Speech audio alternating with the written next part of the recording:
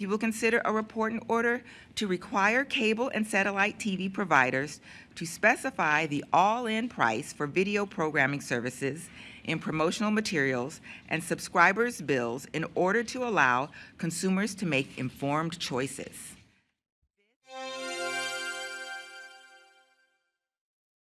In a positive move for consumers, the Federal Communications Commission has established new all-in pricing rules.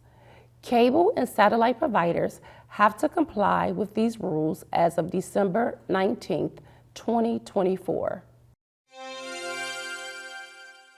The new rules require providers to clearly display the all-in price for video services as a single line item on their bills and on all marketing materials, including any extra charges such as broadcast fees, regional sports fees, and programming cost. The goal is to end the practice of hiding the real cost behind vague terms like taxes or fees. This helps ensure clear pricing and helps buyers compare competitive prices. If you don't see the all-in price, ask your provider first.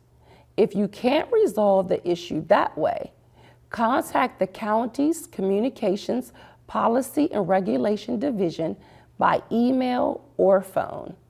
For more details on all-in pricing or to view the full report and order, visit fcc.gov.